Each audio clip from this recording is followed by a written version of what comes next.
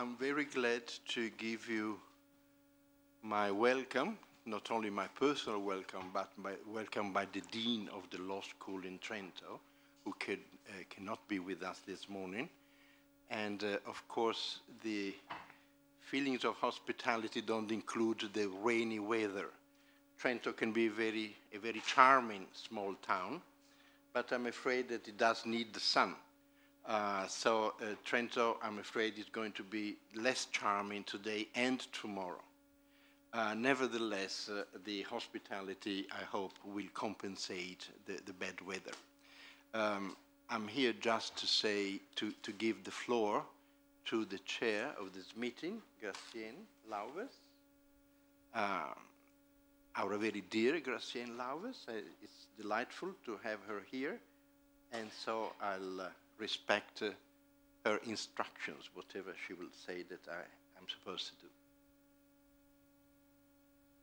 Thank you very much. We will now give the floor to Professor Jan de Groof, Government Commissioner also in Belgium for universities and the President of ELA, for a short welcome as well in this beautiful small city.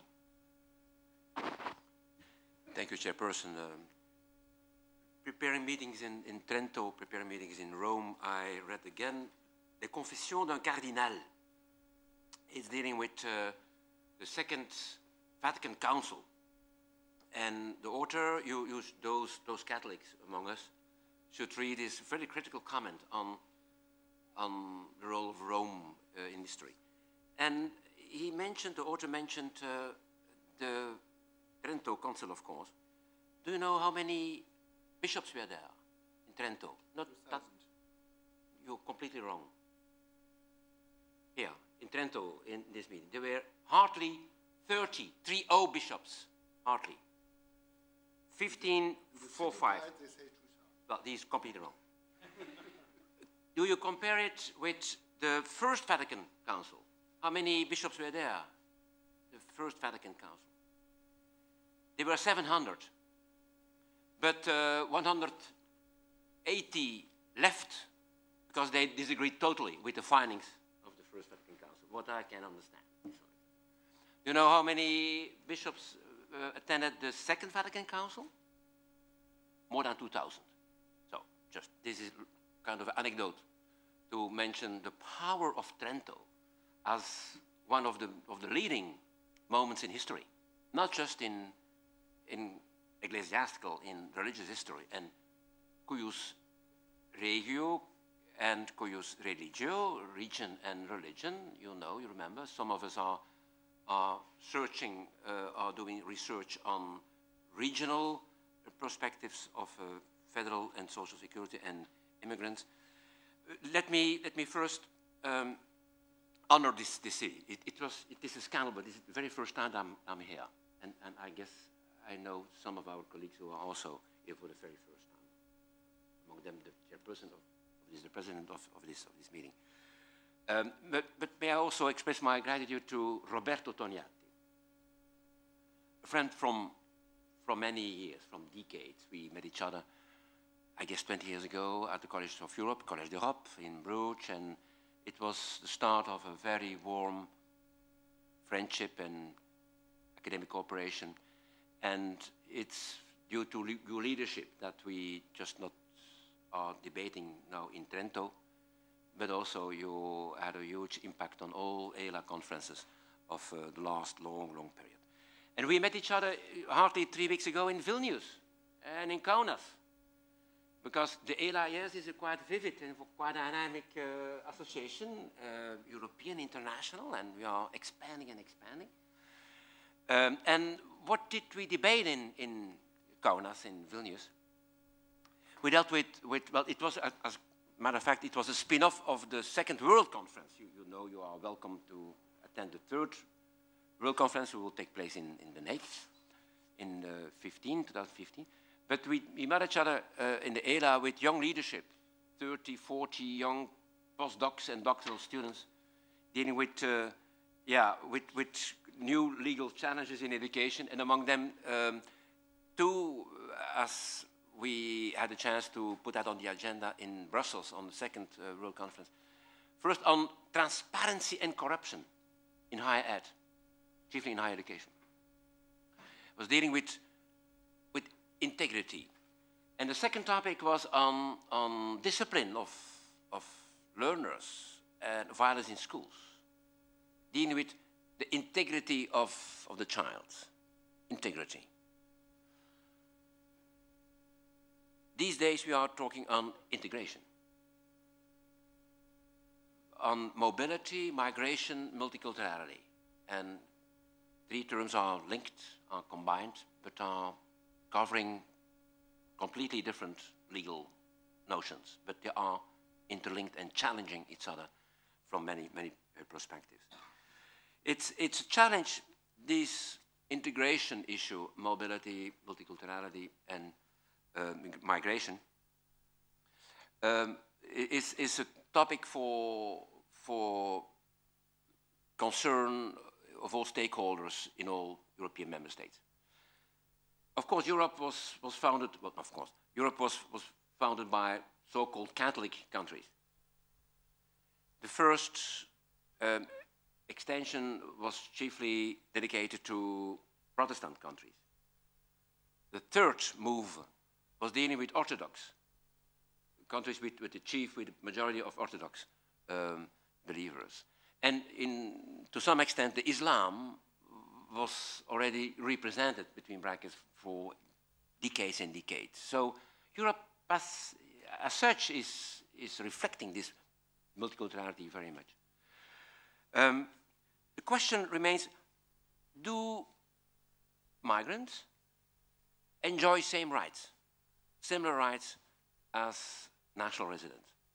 And migrants, and by extension, their family members, by extension also asylum seekers, refugees, and even illegals, between brackets, illegals. From state perspective, they have to cope with these issues on labor policy, on social security, on social welfare, on civil status, but again and again, education is one of the most sensitive issues dealing with this agenda. And again, there, comparing policies on education policies throughout Europe, you can screen a quite high variety of education policies dealing with migration, multiculturality, mobility within education. The best countries of European class are giving full access and giving right to education this truly European interpretation on not just access but also additional opportunities, full support. Inclusive education counts also for them, giving them additional chances to learn languages. On the other side of the glass, it's not an opportunity, but it's rather a problem. The migrant is a problem. It's not giving you an opportunity to become more European, between brackets, but it is giving guaranteeing no full access to specific accommodations on learning languages, for instance. So we could rank. We could rank education European policies from several parts. And from comparative point of view, yes, education is again one of the most weak domains of integration in social policy and political responsibilities.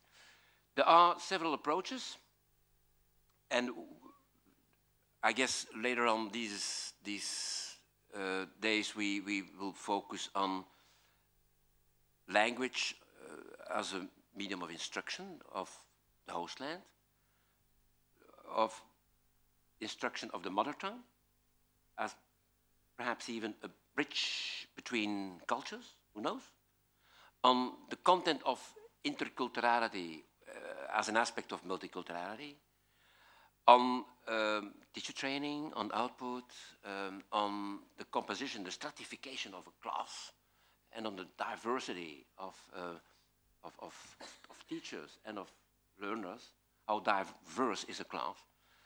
Coming from Antwerp, the major, who's in Belgium and elsewhere quite well known, noticed Bart de Wever, noticed last week, told me that in Antwerp, his agents, the fonctionnaire of the city, had to enroll the 183rd different resident with a different nationality. So there are officially recognized 180 and so on nationalities just in Antwerp. In most schools in Antwerp, city schools, there are more than 35 languages spoken. So it is a huge majority in Antwerp where Dutch is not the first language at all, where the mother is not even understanding, and so on. So it's language and of course, but also the diversity. So it's just two last remarks. Eurobarometer, we should sleep with. And last version on the Eurobarometer is showing high scores, very bad scores, on the high rank of Eurosceptical behavior of European residents. So big majority, more than 65% are Eurosceptic for the very first time. But there is hope, there are signs of hope. In that same Eurobarometer, ask youngsters what should be the first mission of Europe. And systematically they do respond, investment in education, and in training, and in research, and in innovation. 4 or 5 questions, they repeated again and again, yes, Europe should invest much more in education. And the quite exciting question they raised is, what is for you the first measure the European Commission should take to guarantee mobility throughout Europe? Guess what they answered?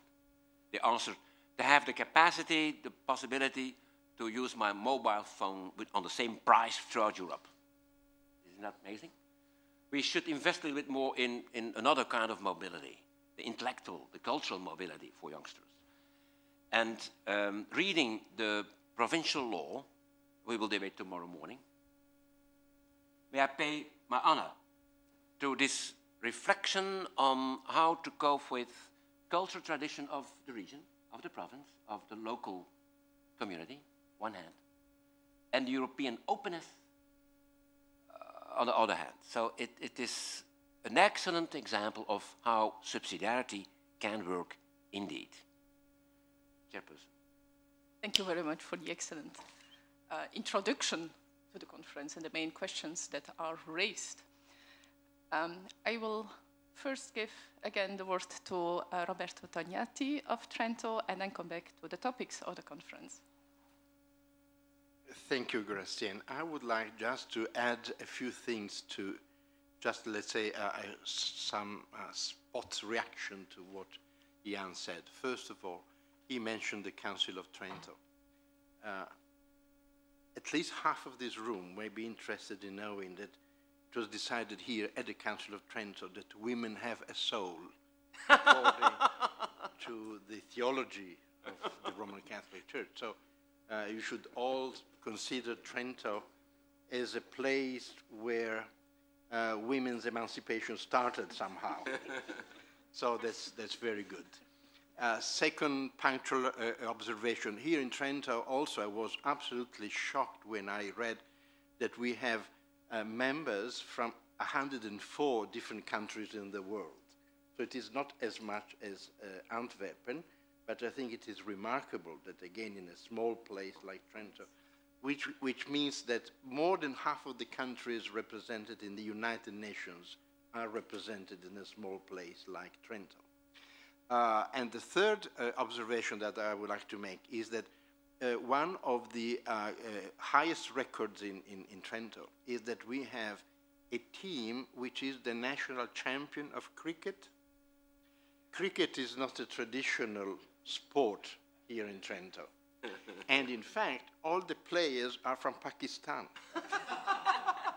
So, as they say in Spanish, the Pakis have given to Trento one of its reasons for being mentioned on national newspapers.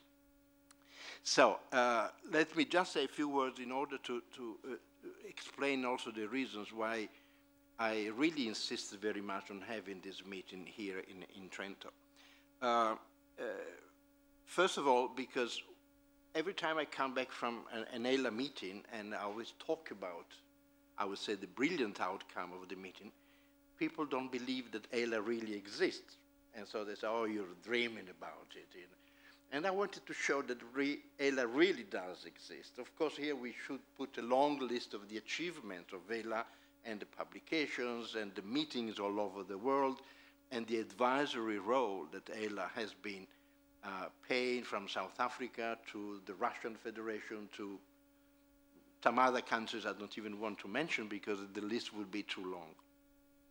And also, I also wanted to show that, just to name two, that Jan and Gracien are true persons, are not ghosts that I think of just to brag around. And just to be more serious, I would like to say that we have to think of ELA as a resource. ELA is a resource for those who are interested, I would say, in quality in education, taking into account some of the main features of education nowadays, which I would like to say has to deal with the phenomenon of pluralism, of all sorts of pluralism, whether it is language, religion, culture, and whatever. So, quality in education based on acknowledgement of pluralism is the area of action of ELA, and from this point of view, the record, the experience, the wisdom which has been accumulated over the years makes of ELA an authentic resource. Second thing, to introduce also a little bit of our own local environment to the guests coming from elsewhere. Trentino is in a border area, if you consider states like Austria and Italy. It is part of a bilingual region. We're the south part of South Tyrol, and we are within a region where there are 3 official languages. But apart from this, Trentino itself, the province of Trento, has 4 language groups. Italian speakers, who are by and large the largest group, and then we have the Ladino, which speak a Rito-Romance language, and go from Swiss, and this population goes from Switzerland, from the Canton de Grison, all the way down to Friuli, bordering with Slovenia. And then we have 2 small, so small indeed that we call them Germanophone islands, 2 groups, the Zimbrich, who are about 600, and the Mochen, who are about 2,500. And through many centuries, they kept their language, which is spoken daily, is the family language and whatever. I say this because when we speak of plurality in education, and I think this was also perhaps the first focal point of ELA, at least this is what made us meet, is the local multiculturalism. It's where you have a community which is divided into different groups, language groups. And of course, if ELA started in Belgium, perhaps there is a reason. Here the numbers are very different, but it's important to point out that even in the small province of Trento, each of the 4 language groups has its own rules for the use of their own language in education, which is, if you like, asymmetric, also because of numbers. Italians, of course, have the rule, the general rule, but Ladinos have their own school with their own school institutions and training of teachers. And the other 2 groups speak a medieval German, and they are more interested in having German as a medium of, modern German as a medium of instruction rather than their own language. Their own language is spoken during the pause between classes, but the medium of instruction is modern German, which I think is very smart. And I remember once Jan and I were part of a mission of the High Commissioner for National Minorities. I think it was in Cluj-Napoca in Romania, where we met a representative of Roma professors and representatives of Roma students, and never in my life I thought I would meet a representative of Roma professors and Roma students. And the various groups, the Germans want to have university instruction in German, the Hungarians in Hungarian, but the Roma said, no, we want English. We want English because we take care of our own language, and we want to open up to the whole world, and English is a way for opening up to the world. And I say this because, in a way, it recalled the experience of our smaller minorities here who prefer to have modern German rather than their own, provided that their own language is acknowledged, or is officially acknowledged, also as a source of rights. So this is just to explain why Trentino has one, let's say, domestic inner reason for being interested in multiculturalism. And I don't want to develop more in that, because then we, as a region, as a province, we share another important integral part of multiculturalism, which is the one coming from immigrants. And coming from immigrants, then it's not only a language, of course, it is also sensitivities, worldviews, religious views, and not only faith, but also rules on behavior, rule on the way of dressing, rule on social etiquette, if you like. And so it becomes more complicated. So Trentino had to deal with its own domestic multiculturalism and has to deal also with the new multiculturalism. And I have to say that there are a number of records which indicate that it is dealing in a very reasonable way, so that integration seems to be the rule. Of course, more needs to be done, and we're going to hear data later this morning, at least I hope, as the speaker has not come yet, which indicate how children of immigrants suffer of some structural weakness in achieving good results. And certainly, even though there is, let's say, there is no willful discrimination, there is some sort of indirect discrimination, in the sense that talent does not have the possibility of showing up completely. So the environment perhaps needs to be adjusted even more to that. Let me just say a few words on law and policy. We need the law, certainly, and the more we have to cope with problems of diversities, the more you need a proper general legal environment. But it is true also that what you need is good policies. And I say this because policies need to be adjusted, need to be flexible, need to be adaptable much more than the law. So I would say the law should be general enough to create a proper background. It must be specific enough to be able to decide controversies in court, but it should not hinder the possibility of having a flexible environment, which I think is very important. And mind you, within the European Union, we do not have law, we have policies. And I think this is rather clever, because member states are very reluctant to give away competencies in matter of education, which remains basically national. At the same time, even the most reluctant states understand the importance of comparing experiences, of sharing experiences, perhaps even coordinating some experiences. Let me just mention, because it just came out, the report on the implementation of the Common European Framework for Languages in Education Systems, which I think is very important, because it shows at least the willingness of member states to compare and test how they are doing in learning European languages. I even wonder if we could call them foreign languages, the languages of the European Union.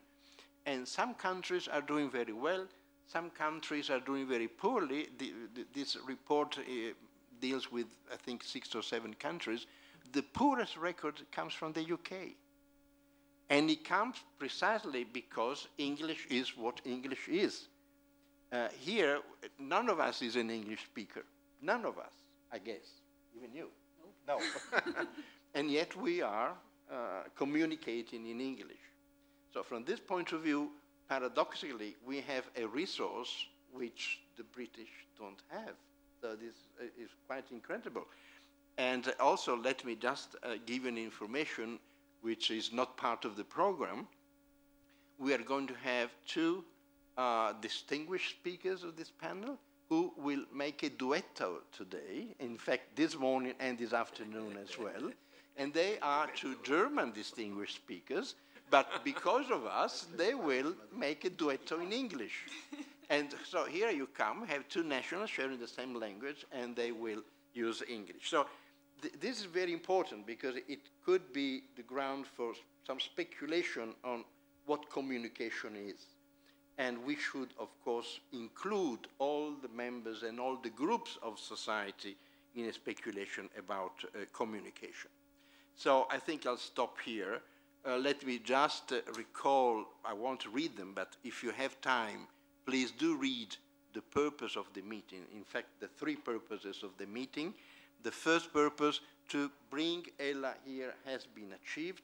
Now we have to make the best profit of Ella here in Trento. May I just add that our chairperson, Professor Gracien Lauves, will be a visiting professor of comparative education law in Trento next semester. So this is, I would just say, a beginning of the involvement of the law school. And thanks to Olga Bombardelli, my colleague from the Department of, I like to say, Humanities, also of the Department of Humanities. So I hope this will be an engagement of the whole University of Trento in education, which is education law, education in general, education and sociology. And so I hope that this will be part of the long list of achievements of Ella. So thank you very much for coming here. Thank you very much for giving the opportunity, of course. There is nothing else more exciting than coming to the country, the cradle of Roman law. Every student studying legislation starts with the first course, Roman law. So, Italy, thank you very much for the opportunity. Yes.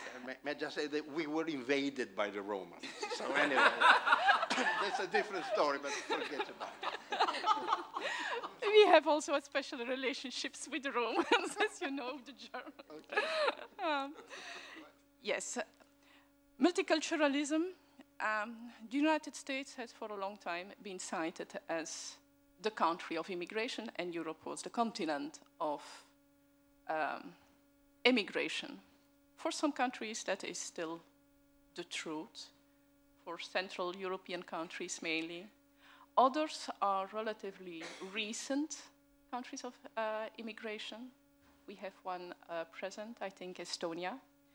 And on the other side are the countries recognized as established countries of immigration. We will now have a look at how both of these countries within Europe deal with the problems of multicultural, multiracial, multilinguistic, multi-religious, whatever kind of multi-social, yes, how they deal with it in their educational system. Because the future of our schools will be very different of the past. Not only the parents will be different, the pupils will be different, probably also education providers. We have Jewish schools, we have Muslim schools, we have Catholic schools, we have Protestant schools, Orthodox schools, as education providers in Belgium and especially in the Netherlands. But of course, we will also have to deal with a more diverse teaching staff. I think the teaching staff is the one of the aspects that is at present still most nationally colored, and one of the priorities in European policy is to make the teaching staff more diverse through teaching training. First, I will give the floor to Marilyn Kivior from Tartu University, Estonia, and from Oxford from the United Kingdom. And then we will apply a multi-methodological way of dealing at the conference as well. We go to the right side, two German professors from Humboldt University and Tübingen University, who will talk to each other about the problems in Germany and the integration of the pupils in schools. Marilyn, the floor is yours. How does it work? Get it closer. Well, I'm glad that emancipation happened, and especially in Trento. Otherwise, we won't be speaking here. Not that we have power issues, but I think it's just a nice thing to have freedom of speech, and as a woman, it's a quite a privilege to use it.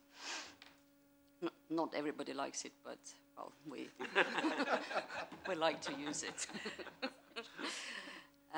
It's my great pleasure to be back in Italy. I worked at the European University Institute in Florence for a year, and yesterday when I arrived here, I walked around and I really realized how much I miss this country. I know regions are very different here, and you have to be very careful what you're saying in terms of, but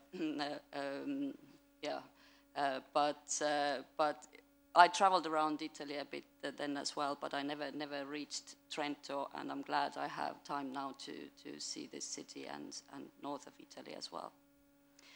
Anyway, yeah, I have sort of dual background. I'm originally from Estonia, but last 13 years I spent in the UK. But I use my home country, which I probably know the best, as my case study. But 3 weeks ago, when we were in Kaunas, Professor Toniati also asked me to say some theoretical remarks. That what I will try to do is like say a couple of theoretical observations or general observations, and then try to see how these link together with what I want to say about Estonia.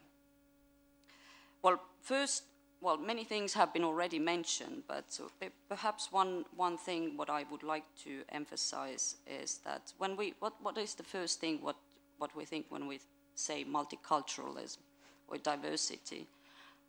Maybe not so much at an academic level, but other levels, we tend to think immediately in Europe at the moment, Muslims. We tend to neglect also that these Muslims are internally diverse as well. They're coming from geographically different backgrounds and culturally perhaps different backgrounds. So there are diversities even in that group. And also it has been mentioned that there is sort of internal, after the opening up the borders and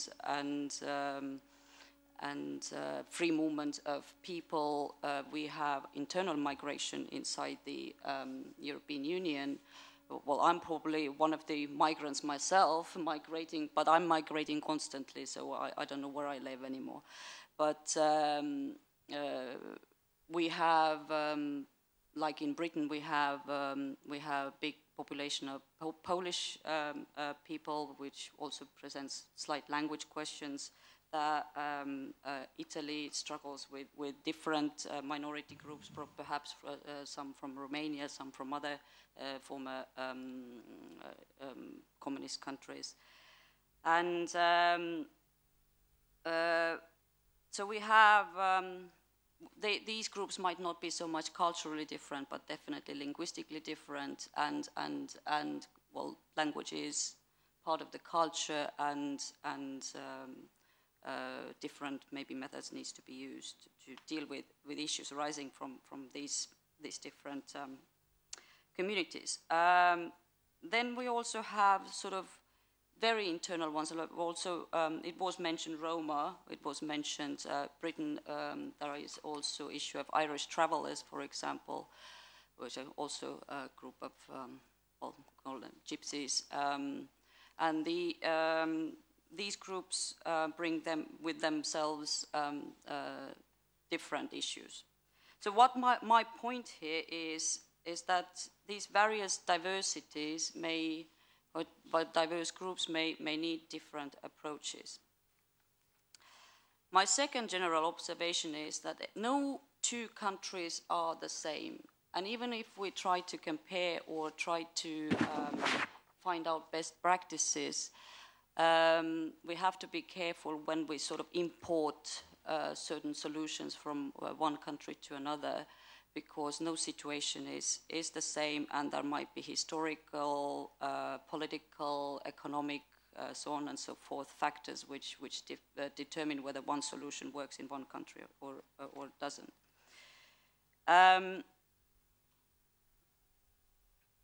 So this is about the diversity and to be careful about the bringing or importing solutions.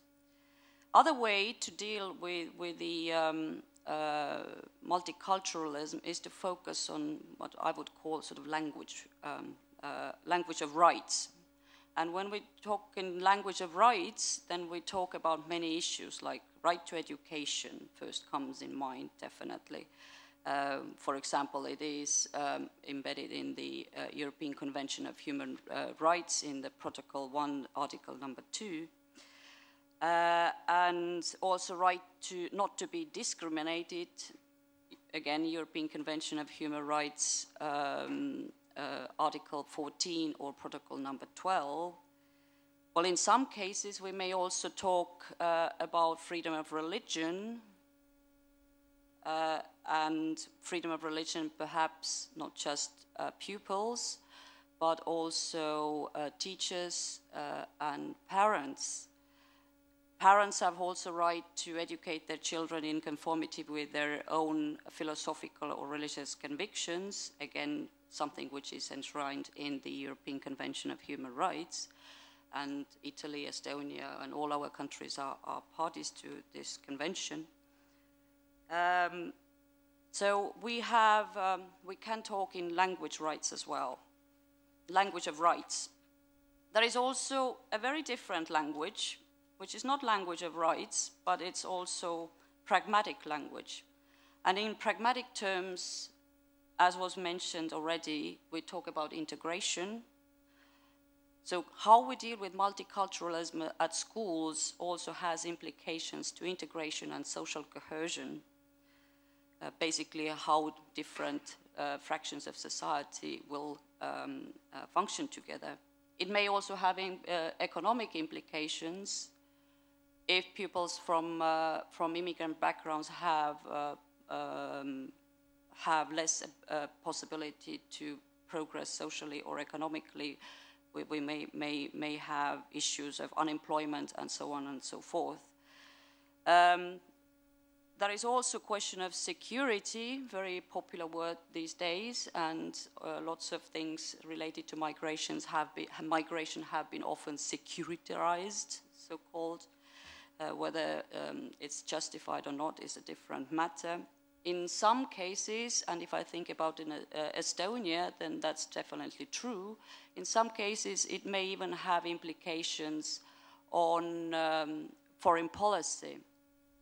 Estonia has a very large Russian-speaking minority, which happened to be in Estonia because of, let's call it forced migration or state-administrative migration during the Soviet occupation. We have about 26% of population, not Russians just, they are ethnically diverse, so that's the wrong perception sometimes about Estonia. It's not just Russians, it's Russian-speaking community. And how Estonia has been dealing with this community has resonated in our relationships with Russia as well. So Russia hasn't been very happy about how we have been doing, how we have been integrating our Russian-speaking population. And that criticism, in my personal view, sometimes has been fair.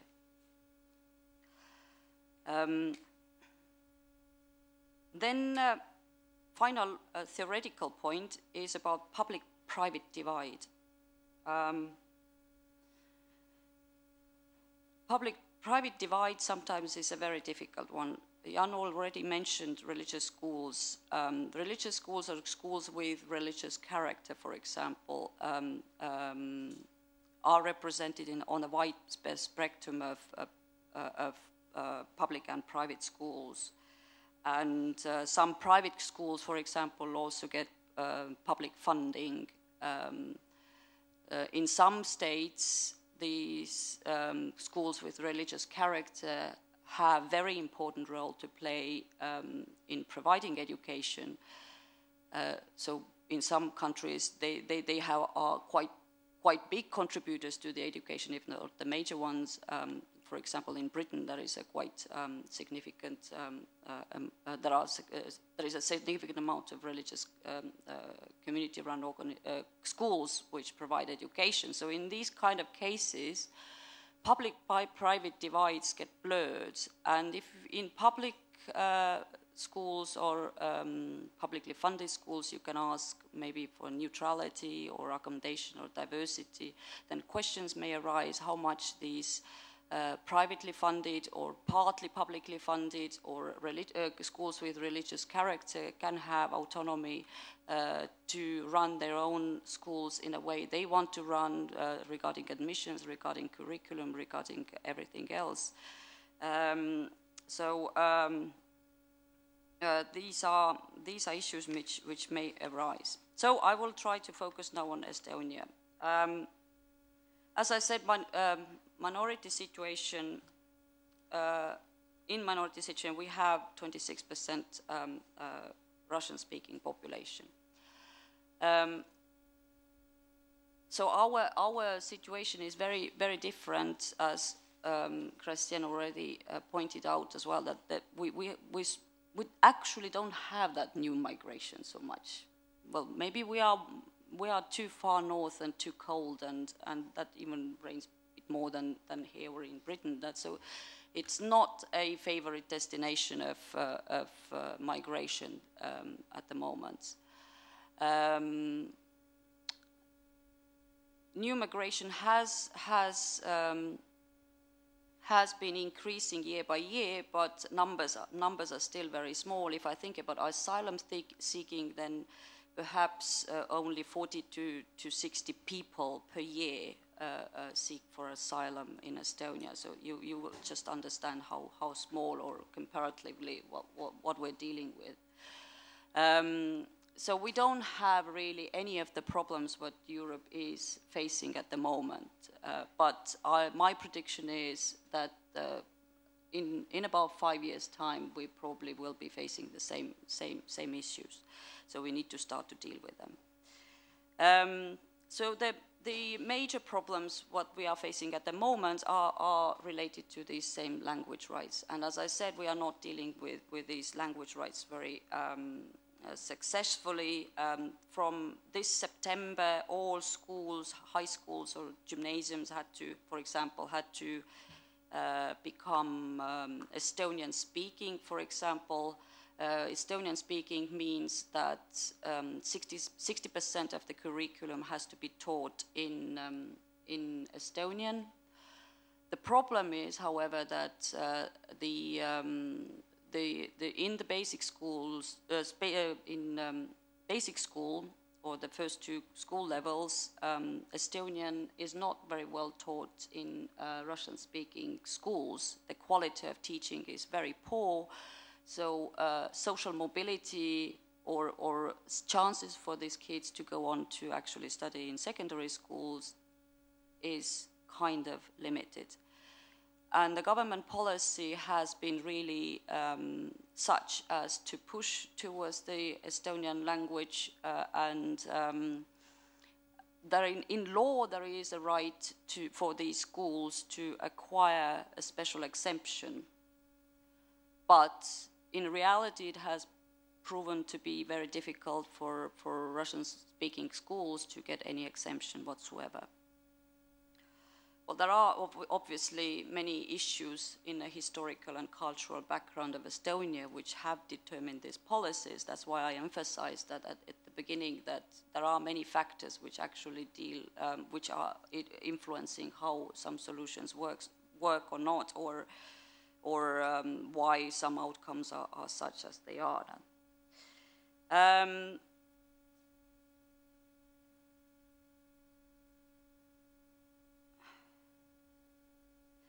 Well, cultural diversity, if I think about positive examples about Estonia, I think when I focus on curriculum itself, curriculum is done in a quite a nice manner.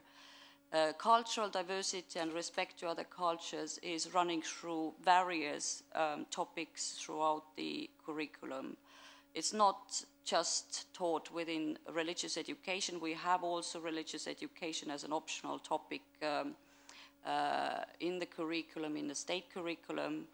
And it is not about talking about instructing interreligion. It is about talking about religions, and also about the European Convention of Human Rights, and it also emphasizes principles of the UN and so on and so forth. So it is very much a diversity and tolerance teaching-oriented curriculum or syllabus.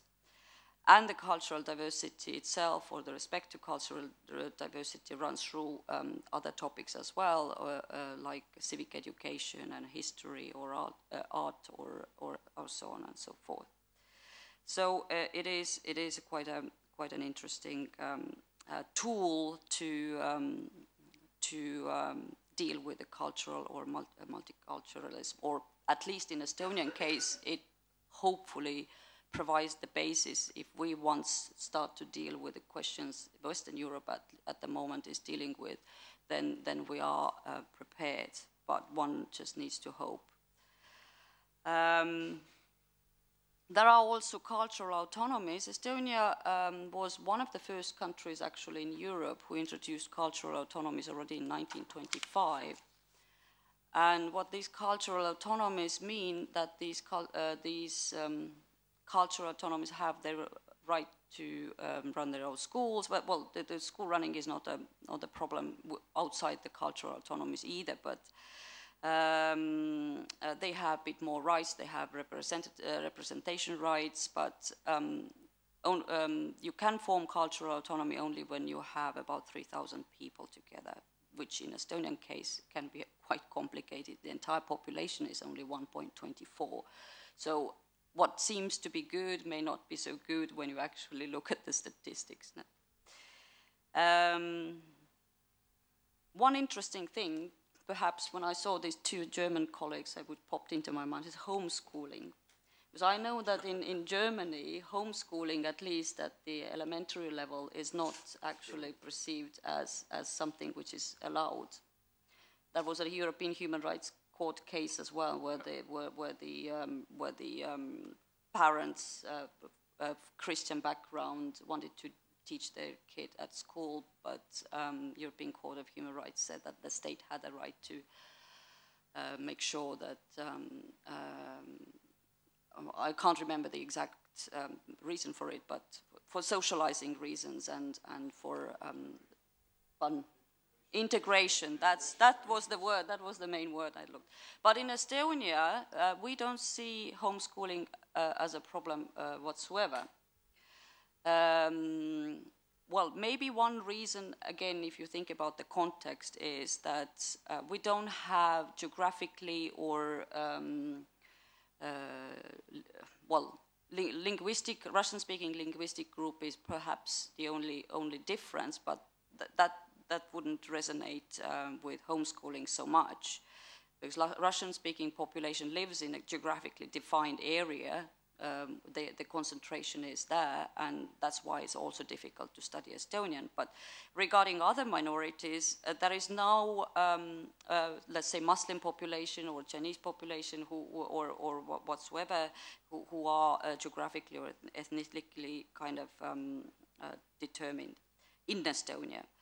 So homeschooling is not seen as a problem. There is no problem with integration. Such a question doesn't even arise there. We have two types of homeschooling. One is medical, and the other one is when the parent think that he or she wants her kid to be homeschooled.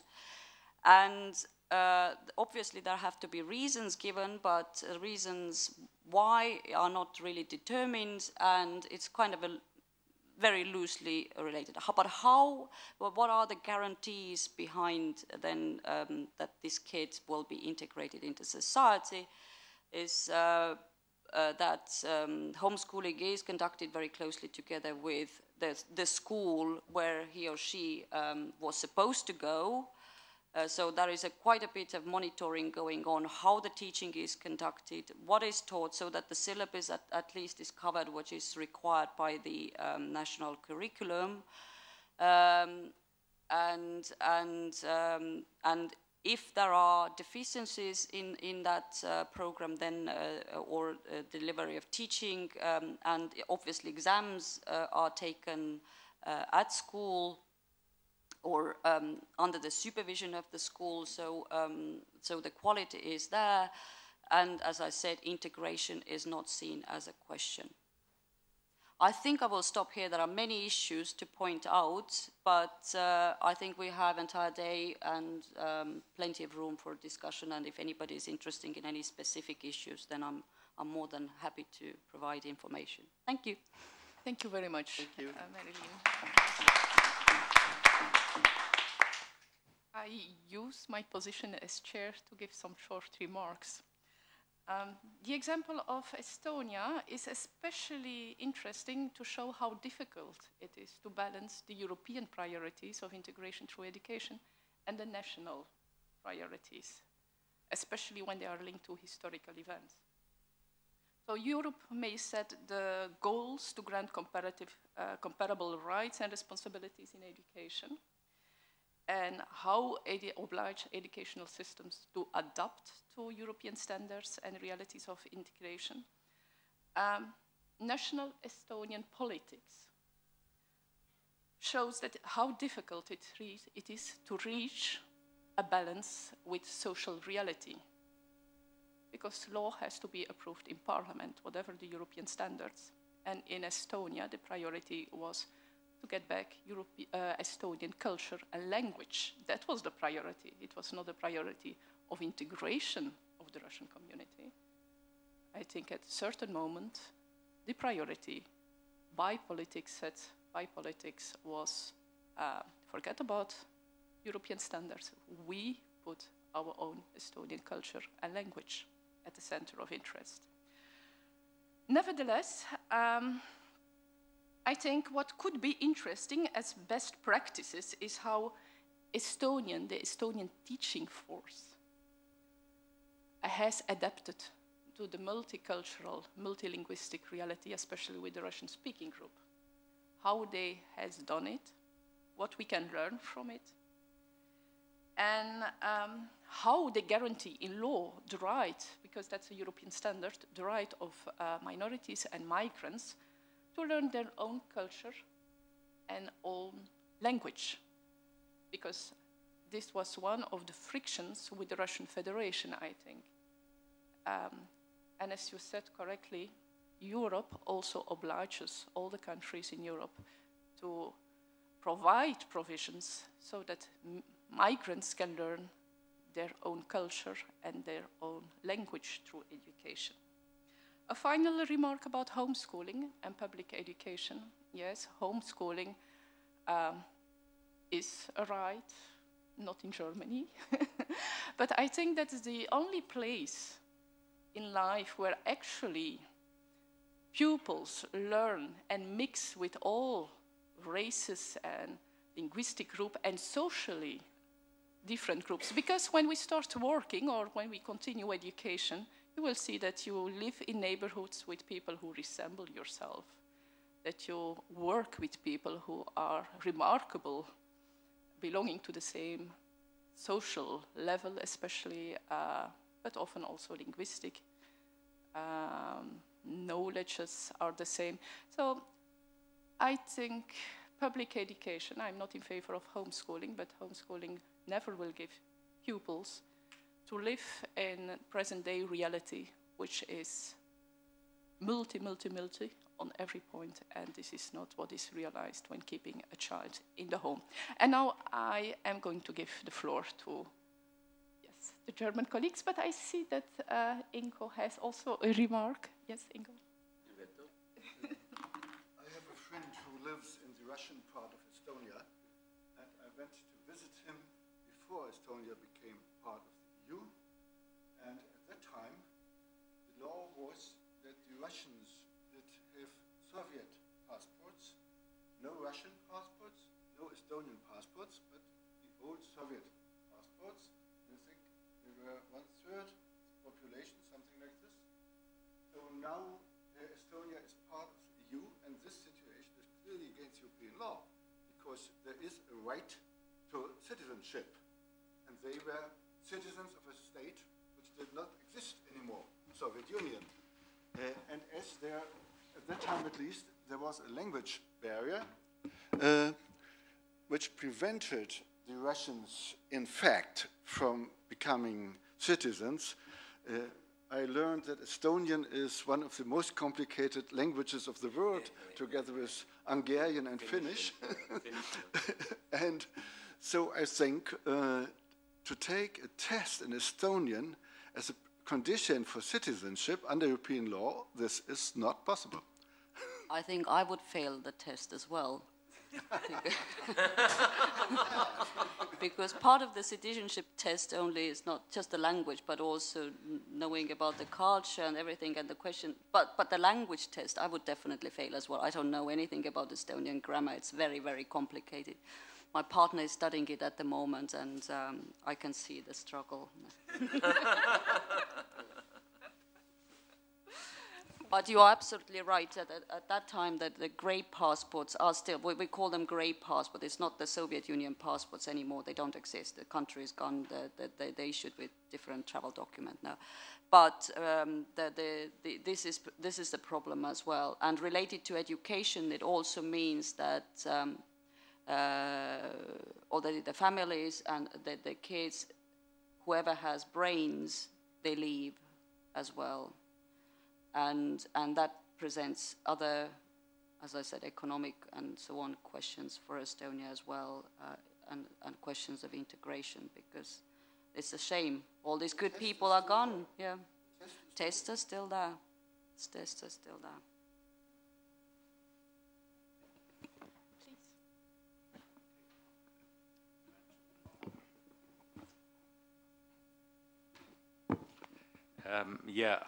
It's me to start the duetto called. I'm playing the violin, but yeah. I didn't take my violin today. Okay. And the idea is that Ingo and I, will present two German cases tomorrow morning and the other one in the afternoon. And all I've heard by now during that workshop, I could say, dear Roberto, the case number 1 could be also a Zimberian case in the Trento province. You will see in a moment. The case we have chosen is a case from Berlin. My problem is, I do not know if Ingo can help, how many nations we have in Berlin. Maybe 184, which would be one more than Antwerp. Maybe 105, which would be one more than Trento. But I think this is not the main important, but the case may happen everywhere. Roberto, you have sent us 101 pages of a law, and I'm quite proud how I printed it out, not to carry so much paper. But there is written in the Article 16 of that law, Paragraph 2, the school project is a document that expresses the cultural identity of the institutions and reflects the needs of the cultural, social, and economic local context. And then it's going on. I only quote that because the case we have chosen is a case of the Herbert Hoover Secondary School in Berlin. And that school has given such a school project and decided by themselves. And in paragraph 1, number 3, they have written, I quote, "The language of the school, of our school, is German, the official language of the Federal Republic of Germany. All pupils are obliged within the school building to speak to each other only in this language." That happened already in 2006, and it had been a big debate. This rule at the Herbert Hoover Secondary School still exists. So we, Ingo and I, would like to discuss that case, thinking that that may be the beginning of a discussion, because a case like that may happen everywhere. And we learned from you that these 600 people still exist. We both seen that in the law here, and I still remember Latin instruction in school, where Cimbarians played a big role in the Bello Gallico, if you still remember them. Therefore, I didn't know that they still exist, 600. That's the same case. And we both, Ingo and I, would like to discuss what to do with a rule like this. We speak in our school only German all the time from the early beginning in the lessons, including, and that's the point, the breaks. So we decided, the two of us, to play different roles. So I will play the nationalistic part, and Peter will play the pluralistic part. So you have to be aware of the fact that you listen to actors, not to professors. No. We stay with our roles, and you can ask as role takers, and you will see what comes out in the end.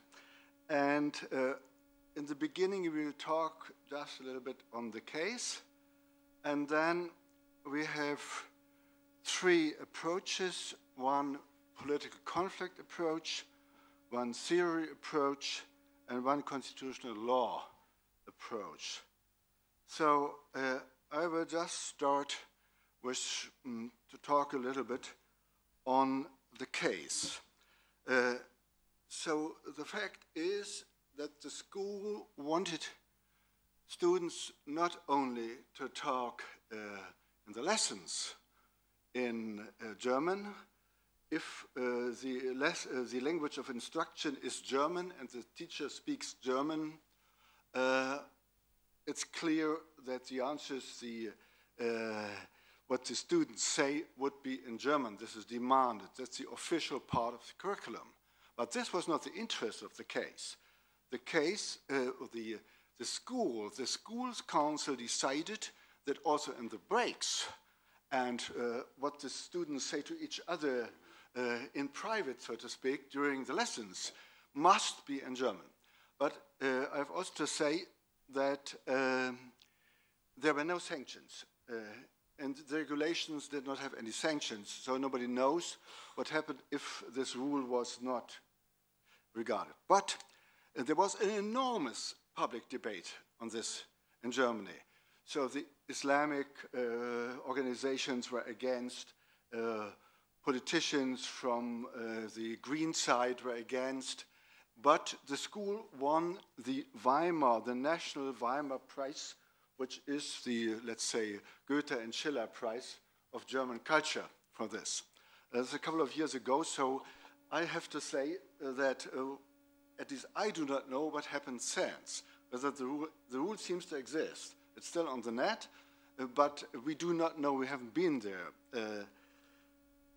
So I think the basic question, speaking in educational terms, is what is the school? Is the school instruction? Then you have the language of instruction.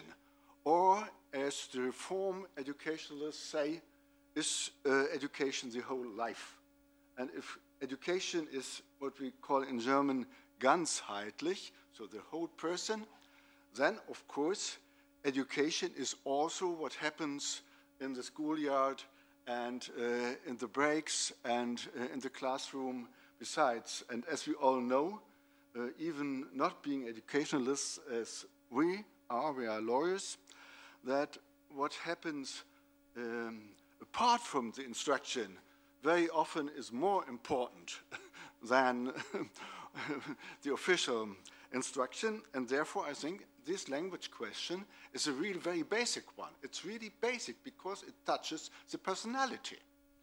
And so I say as a nationalist that German tradition, ganzheitlich, the whole person is involved in education, and if we want to integrate these students from 180 and more nations, we have to meet them there where their souls and their hearts are, and not only where their brains are. Yeah. Yeah, sure. Yeah. And students, and it was unanimous. Parents, students, and teachers unanimous on. Yeah.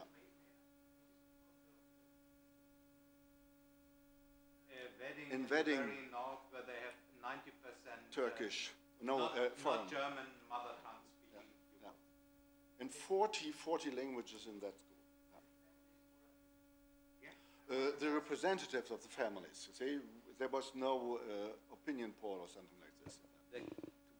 To be honest, the case came to public because of an article in the Turkish journal Hürriyet. It wasn't known. 2 years later. And then it became an affair that moment, but it wasn't a German, interesting also, it wasn't a German paper who wrote about the situation of that Hoover school in Wedding. It's north of, it's former West Berlin, but directly on the border to the former East Berlin. It was very interesting that the locals were all for this rule, whereas the Berlin general public, particularly the politicians, they made a conflict out of this. Don't have that rule. No. I would like to answer to the argument of that holistic understanding of education, of the whole person and the whole time and everywhere, that we have to make a difference between the state's role on education and the role of other educators, and we have to have in mind that the state is just in the position to look for education as a part of instruction. And the personality and the personal rights, fundamental rights of the person, including the right to speak their own language, the language of the family, is not ending at the gate of the school area, and within that area only German is allowed to be spoken, because the person itself must have the right to fulfill her or his understanding of their personal behavior, just also and in school. And I would not like to give up again that understanding, especially in Germany, where we have fought a long time to get fundamental rights also to be involved in schools, because Prussian tradition in Germany means that, as I said it always, the democratic sector of the German society just ends at the beginning of the school areas. We have fundamental rights also in schools, and that includes that where the personality is much more important, the single pupil have the right to speak their own language, also and especially in breaks. That the instruction language may be German and should be German, this is just because of reasons of communication necessary. Otherwise, pupils could not communicate neither with the teacher nor with each other. But in the breaks, they must have their freedom, their fundamental right to speak their language they think they believe to.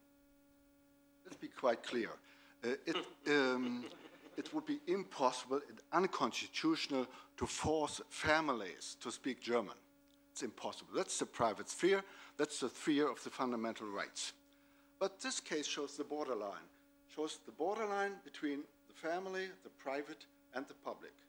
So where ends the public and where starts the private?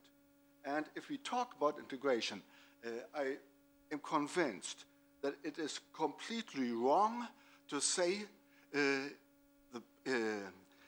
public, you see, there is multiculturalism, and there can be even some national state rules, whereas in private, you have fundamental rights. I think this would be a too strong separation. There is a sphere of blurred, as it's now very popular to call it. It's blurred. And therefore, I say it's not so easy to say that in the classroom, you can speak what you want. You cannot. You cannot. In the break. You see, the break is part of the curriculum. It's part of teaching.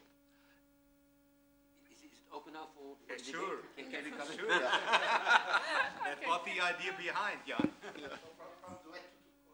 Yeah. Well, coming from a country where these issues were very vivid, namely from Belgium, where in the Flemish part, for quite a long time, the Dutch language was not seen as really a medium of instruction. Even there was some time. So similar measures. You have to speak Dutch because it would be French otherwise. That was some time ago. Let's say 50, 60 years. Now it is completely different, as we do know. Although we do know, all of us do know, that language is the main tool for integration, or one of the most prominent tools of integration, and that language policies dealing with education policy is a very sensitive issue. And I would even enlarge the group, not just limited to learners, but also to the family members. As I mentioned this morning, many parents do not understand just the language of the medium of instruction at all in many places throughout Europe. So although it is of very high importance indeed to have this medium of instruction, let's say, stimulated and promoted, there is a clear moment of clashing fundamental rights. The right to be integrated and to have the obligation to use the language of medium of instruction, the language of the host country, and on the other side, your personal fundamental right to talk your own language. What is also in your constitution? It is a personal, constitutional right to speak your language. So there are conflicting rights. So the question is how to come out of this conflict.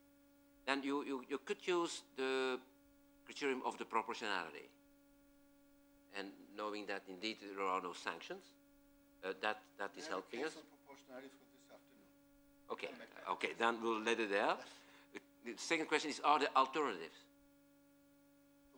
to this strict measure that you can even not use your own mother tongue outside the curriculum and outside, because indeed the school is an overall learning environment, and even on the playground it is relevant to have some educational measures, but still are these measures conflicting your other personal rights, namely your right to have an identity, to have your own mother tongue, as developed in the... We are only speaking about school. Yeah. What they do in the time later, in the afternoon, within the families, is not part of the discussion. No, on playgrounds, but in the school buildings, they do. It's just outside. the time between 8 and say 2 o'clock in the afternoon. Yeah, but that's right. Let's say it this way: this is the German-speaking time of the day, and the rest of the day we don't discuss on that. It's just what's going on the They have written it with the area of, in the school order, they have written it with the area of the school. If you are in the school building, school surroundings, then you have to speak German. That's the sense. The moment you leave it, you're completely free. And I don't talk, we both don't talk about the situation if they should, need, or something like that, speak German at home. No, that's clear. But we had a similar case, and I'm a little bit hesitant to mention it, but you do not leave your identity going through the school doors. Exactly. That's And we had that debate with headscarf. We will have that debate again on languages. So my approach should be, yes, you could, well, the question is, are there alternatives? If you are lacking the possibility to develop your mother tongue, because it is not just being integrated according to the German language line, it's also the question of having the possibility to being developed in your own mother tongue. And the knowledge of mother tongue, of Turkish, for instance, is also an issue which is relevant for learning environments. So you could think on extracurricular activities for German and Turkish language. So You're avoiding the case now here presented as an authoritarian state imposing the German language on the pupils. What did the parents and students say? They said it's not repressive, it's helping us. It's helping us to learn the language of the land. It's helping us for access to the labor market, access to the administration, access to the German society. We are no longer discriminated against, but we are accepted if we speak German. So it's the other way around. And don't forget, Jan, that we know from all these figures that one of the main reasons for succeeding in the further life, vocational training and afterwards, is the sufficient knowledge of the language of communication. But this is means my German. part, what you are Sorry. playing now.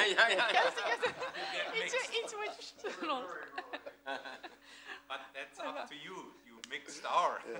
I suggest we open the floor to the public as well, because balancing, that's migrating or integration is all about balancing. And I think the example of the case study was a good example, because you have to balance fundamental rights. Fundamental rights are not absolute. You have to balance the fundamental right of speaking your own language of pupils with the fundamental rights of providing a pedagogical plan by the school providers as well, the freedom. And then the question is raised, when you balance priorities in society, who is going to balance these priorities in schools? And I think it's very important that in schools, pupils, teaching staff, parents, and official staff are the main stakeholders in everyday life. So why did politics not take into account the fundamental views and priorities of the stakeholders in the schools? This was the time when we had in Germany a great public discussion on what was called Leitkultur, so leading culture. The conservative part of the population said, and I'm part of it now, said the German culture is overwhelmed by foreigners. So they come here and they live their multicultural life, and this is not compatible with national identity. We need to impose the German culture on the people who come here and live here and work here and stay with us. They have not only accept, that's the other position, the fundamental law, they have to accept German history, German language, German culture.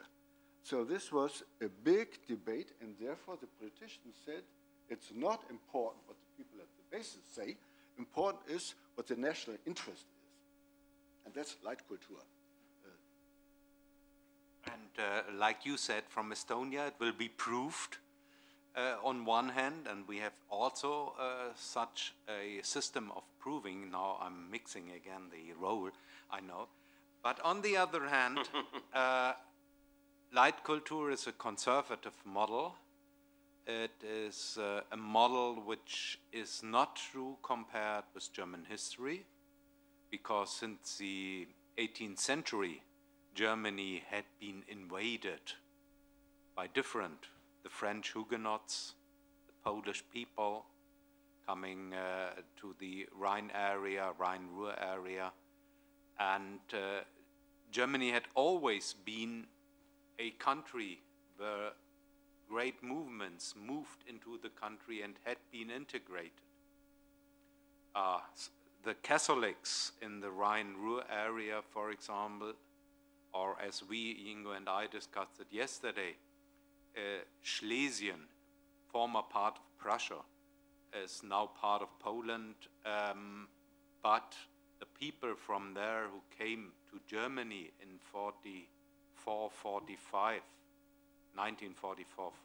at the end of World War II, refugees, for example, had been Catholics and came in parts of Germany who had always been Protestant areas. Lower Saxonia, for example, is such a part, where the population changed completely, or Lüchow, a place where we both had been, you must say it, 2,500 inhabitants. And yes, 99% Protestant.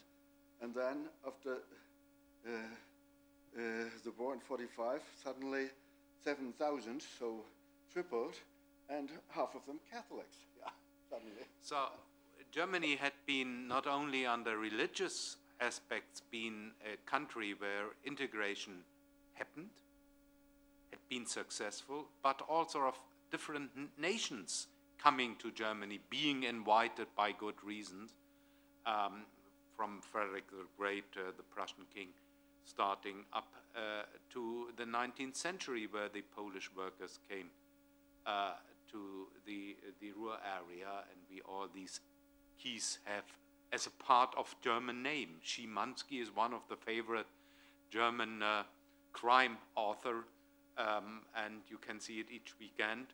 Him, Szymanski. That's a Polish name, and nobody cares anymore. So I would say Leitkultur is a nice idea, but never happened in German history, and we should not start it in the 21st century with something like that, playing that role, which would be also After Ingo's. the First World War, after the Russian Revolution in Berlin, for a couple of months or a couple of years, 400,000 Russian refugees lived there. Can't imagine, 400,000. And now I can't tell you how many it's now. That's something for Gracia. Okay. But I think we have, do we have the break now? Or No, we are just going to give the floor to the speakers. Sorry, yeah. Roberto Tognati, please. Yeah, the Zimbarians who want to speak Zimbarian in the breaks, we learned from you, Roberto. No, I have a question and a comment. The question is, I wonder if this has to do with the fact that the school is named after Herbert Hoover, who was the founder of the Federal Bureau of Investigation, of FBI. And so my question was it monitored? Were there sanctions in case somebody... No. So from a strictly theoretical point of view, that wasn't even a rule of law. It was a wishful thinking. Yes. So it was a sort of more a matter of policy than, although it was framed as law, as a duty, it was understanding. It was, yes, exactly.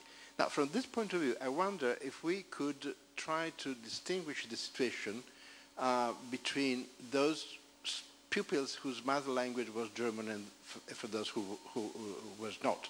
For those whose mother language was German, this was a duty to speak the language,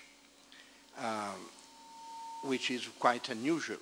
Although in South Tyrol, and I say this because in South Tyrol, of course, I wouldn't mix the situation where you have different, let's say, local language groups and immigrant groups. The two situations are different.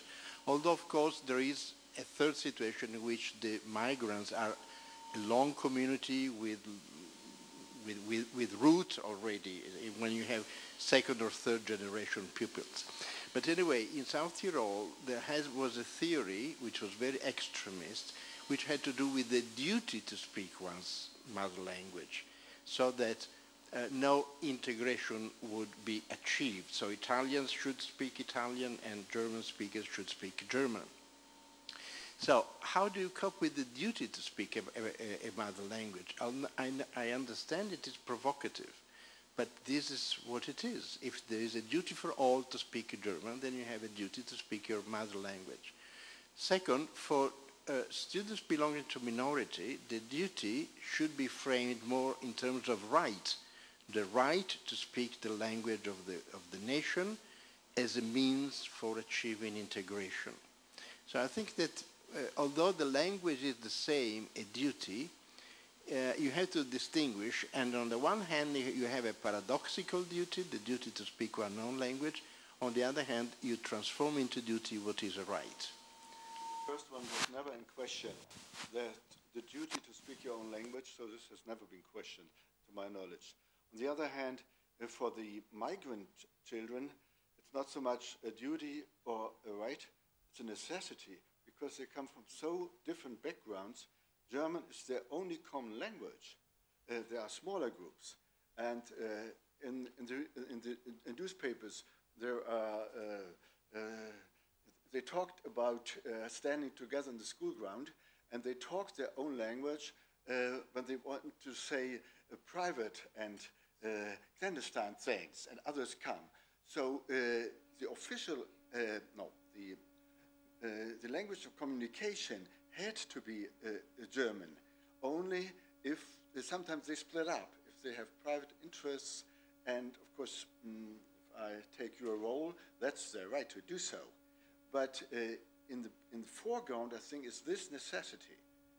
And this is a different situation as if you have two languages. There's so many languages. It's really plural or pluralistic language situation. Perhaps it's a little bit like that conference. We decided neither to speak German, nor to speak Dutch, nor to speak Italian. The colleagues of the other conference, the theologians who had been with us in the same restaurant yesterday evening, they spoke Italian with each other, which was interesting. The Germans spoke Italian. We decided, as you said, to speak English here, because that's the common ground of communication we all can use. And that was the idea behind, on one hand, but on the other hand, this kind of secretness. I still remember when my parents wanted to talk with each other, they used French. And I still remember as a young boy that I thought, attention is something very dangerous. Because when they both changed the language and said, attention, something happened which I could not understand. That was one of these experiences I made as a young boy. But nevertheless, this kind of communication, although happened in that school, had been reported in the newspapers, that the Palestinians spoke Palestinian when the Turkish should not understand what they was to communicate with each other in the breaks. That was against the rule, without any results afterwards. So they only wanted as an order. And in the question we would like to discuss is what Ingo started with is, what is education in that? Is education just from 8 to 8:45, means up to the break? And then we have the break where everybody can use either, in legal terms, the right on language he or she speaks or wants to speak, or is the school as a whole the process of education, at least as it is within the area of the state-run school, state school, sure, is that a whole procedure where that language can be described as obligatory.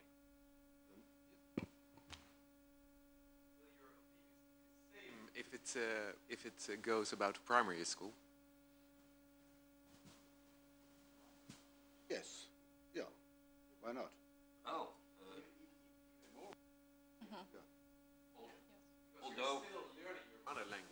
it's more tensions. See, in there's a big pedagogical international terms. controversy on this, whether learning your mother tongue in school would help learning the language of the land.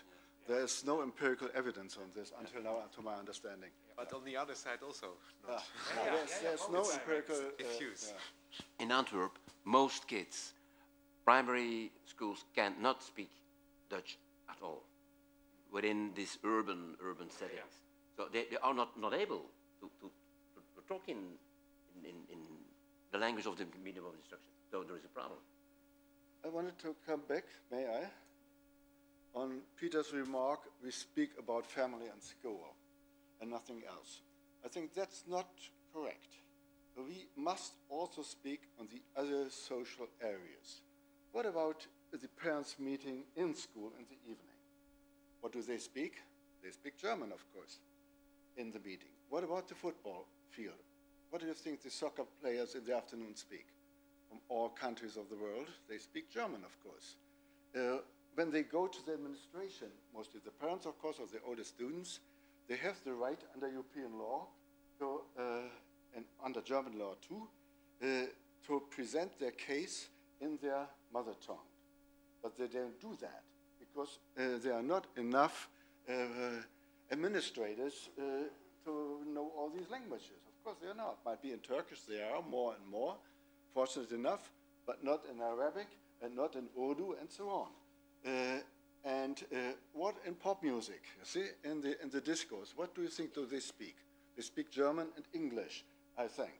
And there's an interesting phenomenon. A couple of years ago, 10 years ago, a new language was created, and it was ironically or satirically was called Kanak speak. That's a mixture of Turkish and German, and this was in fact the language spoken on the school ground. So these students, they invent. They speak German, they mix Turkish words into it. So something new and creative. And popular. And popular is, and there is of course Turkish pop and pop bands and so on in Turkish. And an interesting question is, no, your question is, how do the German students behave in this case? Do they learn some Turkish too or not? I think they don't. They don't. They don't. And the experience you make in the Boston underground, that there everything is written in Spanish and German. The emergency rules written in the Berlin underground are in German, French, and English. Nothing in Turkish. Whatever, if there would be... No, that's not correct. Doch. Find something in Turkish. Ingo, guck mal rein. Sorry. But I know that many rules now are also in Turkish. Okay. We find out. We find out. We go with underground together in Berlin, which is an event. Yeah, because Ingo never takes the underground. Okay. In the underground, I make the proposal that we take the line number 1, because there you can make at least 4 social studies within 25 minutes, because it's changing all the times, moving from one part of Berlin to another. But nevertheless, coming back to the argument just Ingo mentioned, there is a complete, and Jan, you said it from Antwerp, same way, there is a complete society within the society already. You can survive, at least in Berlin, and I think in Antwerp it may be the same, completely within a Turkish society, from shops, from newspapers, banks, medicine, everything, doctors, lawyers, everything. And that means that the situation of the elder Turkish women normally, without any German language, will not mean that they could not survive in cities, at least like Berlin. If it would be in Finsterwalde or Luckenwalde or places like this, may be different, that I will agree, but at least, and this is a case where only 10% only 10% of the pupils are German-speaking still. And that happened in the inner city areas of the big cities, I think everywhere in Europe. The question that there is a pressure to speak German just to survive doesn't exist anymore. You can survive by using the surroundings on one hand and avoiding the German-speaking areas and surroundings, and you will survive. I think we reached a very important issue here. That's the question of functioning and dysfunctioning in schools. Because who were the ones who asked for German to be spoken during the breaks? I suppose the teaching personnel. As you said, no? No, the students. But what about the teaching personnel? Most teaching staff in Belgium, in Antwerp, in Brussels, where in some regions of Brussels, parts of Brussels like Saint-Jos, 95% isn't Belgium anymore. The language mostly spoken there is Arabic. But the teaching staff in these regions are still Flemish-speaking Belgians. So, of course, or French-speaking, but the problem is that they don't understand what their pupils are telling, and that raises the question what Hans-Peter said, when my parents were discussing something in a language that I didn't understand, attention. So they don't know what are they speaking about. Is it about drugs trade or something like that? They cannot interfere, and this is dysfunctioning for the schools. There is an obligation to balance fundamental rights. There is also an obligation to... What do you mean by functioning in the schools? We are controlling what is happening in the schools. Only speaking about the breaks. But that's the moment where things like drugs trades are taking part, or they want to control what students are saying to each other.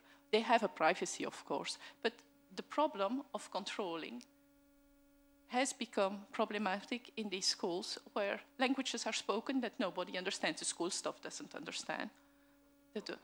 I went to an all-German school in the 50s. Of course, we had our privacy, our secret language without any Turkish.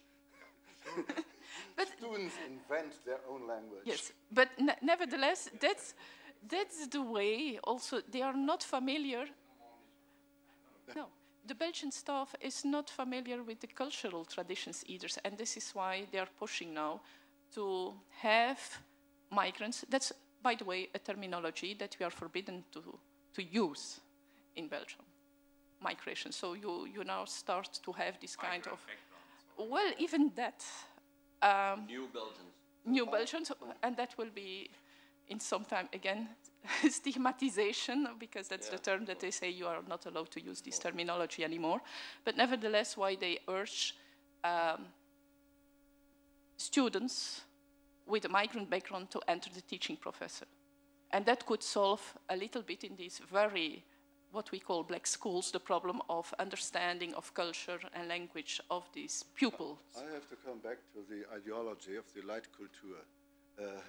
What you were saying, that there are now parts of society where you live in a non-German 100% environment. Even the famous Bundesverfassungsgericht, the German Constitutional Court, in its decision on homeschooling, said that homeschooling should not be allowed because to avoid so-called parallel societies. It's an ideology, of course, because there are no parallel societies in the society, as the sociologists tell us, because everything is mixed and blurred and so on. But the official Germany, the politicians said Leitkultur, the Bundesverfassungsgericht said no parallel societies. That's a basic fear. It's a fear that the society might split up, and particularly, I have to say, in the German case, we have to look at the 19th century. All European states were national states at that time. Habsburg, Austria, Hungary, Austria, and Germany, away Russia, were the only societies where the nation did not have a state. And therefore, the famous German philosophers like Herder and Fichte developed the theory that the German nation is not a state, but the German nation is a culture. The unity of Germany is culture and not a state, and this, as you all know, persisted until 1871. And what came after this, the next 100 years, were not that nice, but were in a way the consequence of this late-coming nation without a state. And when they now talk about Leitkultur at parallel societies, it's the same fear. It's not to have Catholic and Protestants as in the 19th century, where the Catholics always were said to obey to the Pope and not to the Kaiser. The Bavarians and the Prussians were regarded to be special cultures. And so this talk about Leitkultur and the Turks and the parallel society is the same basic fear that a nation which is not sure on its collective identity might split up again. I think that's the ideological background of this discussion. And to add, the times of the division of Germany in the two states was also with the formula one nation and two states. Yes. So the experience of the 19th century is also the experience of the 20th century, and the breakdown of the GDR and the unification can be understood also that that concept that we don't care about states but look at the nation also had been successful in the 20th century, which is maybe not the experience of all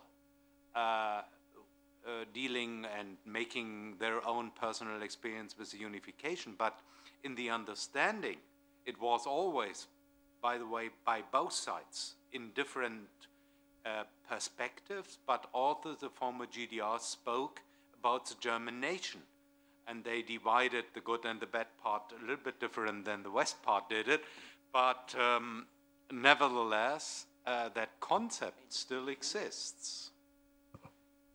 Just three remarks. The first question is not if it is in the national interest. The question is if it is in the interest of the child. Second approach. Multiculturality is just the character of Europe. And we should accept this multilingualism as a chance and as an opportunity. So we have to cope with, in a positive sense. Third issue, there are some alternatives indeed. Do not ask profs, teachers, or assistant teachers to play the role of a policeman and to keep order on the playgrounds and during the breaks. Give some flexibility and some freedom to the learners, but yes, make sure that an instruction of the mother tongue and also chiefly the good linguistic requirements are achieved after a reasonable period of time. So there are three approaches who are a little bit nuancing your actorship, but what you are doing very well indeed. You are a good player of violin, but also of theater. You've never listened to me. Yes. So I think we could continue for hours the discussion, but there is a break waiting, and especially I wouldn't like to infringe the rights of our Italian colleagues to discuss the situation in Italy. So